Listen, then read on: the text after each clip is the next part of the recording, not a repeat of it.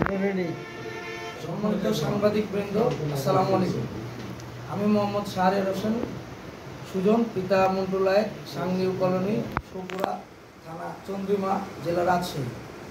2 নম্বর খালেদ হাসান, পিতা খায়রুল ইসলাম, সারোইল, রাজাবাড়ি, গোদাগাড়ি, রাজশাহী। 3 নম্বর ইমতিয়াজ আহসান, পিতা রাকিব মণ্ডল, হলদি, বোছা, মোহনপুর, রাজশাহী। 4 নম্বর মোহাম্মদ মাসুদ রানা, আলহাজ উদ্দিন মোল্লা, মহেশপুর, পুরী গ্রাম, বামইল, পত্নীতলা, নওগাঁ। অত্র green plaza real estate company লিমিটেডের সম্পূর্ণ অস্থায়ী মজুরি ভিত্তিতে কাজ করছিলাম। উল্লেখ করা দরকার যে অত্র green plaza real estate company limited এর উপরোক্ত ব্যক্তিদের কোনো আবেদন ও যোগদানপত্র নেই।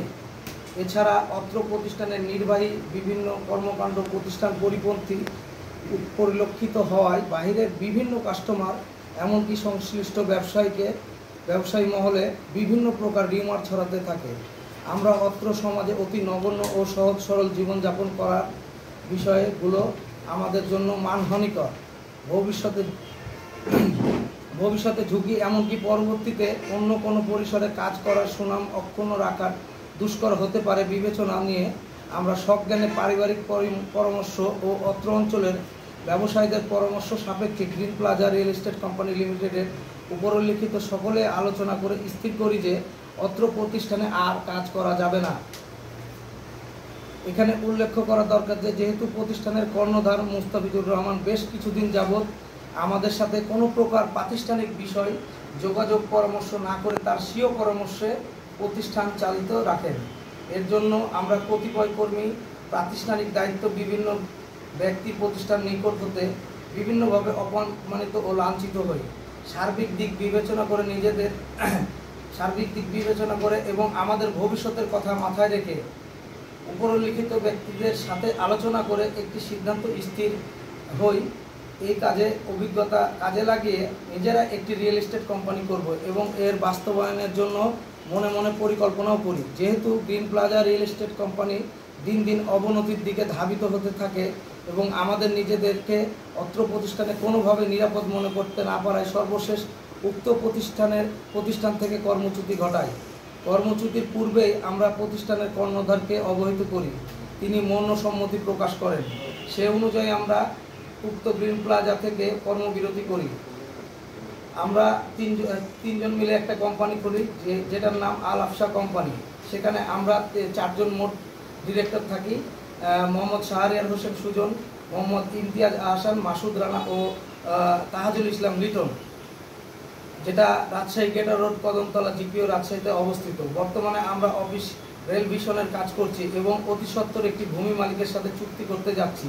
কিন্তু দুঃখের বিষয়, পূর্বতন কোম্পানির মালিক আমাদের সাথে কোনো প্রকার যোগাযোগ না করে আমাদের চলমান কাজের ক্ষতি সাধনের জন্য গত 26/6/2024 3 তারিখে বোয়ালিয়া মডেল থানায় খালিদ হাসানের নামে একটি এজাহার করে এবং কোনো প্রকার তদন্ত ছাড়াই 27/6/2024 তারিখে খালিদ হাসানকে 408, 420, 468 মামলা দিয়ে থানায় আটক করে।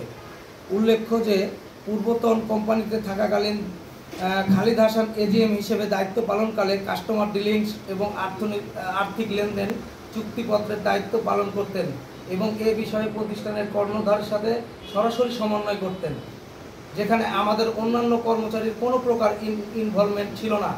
আরও উল্লেখ্য যে খালিদ হাসানকে আল আফসা কোম্পানিতে চিফ এক্সিকিউটিভ অফিসার সিও পদে নিয়োগদানের জন্য আলোচনা চলমান হওয়ায় green plaza real estate company লিমিটেডের কর্ণধার আমাদের মানহানির সম্মান ক্ষুণ্ণ করতে অপচেষ্টা চালাচ্ছে।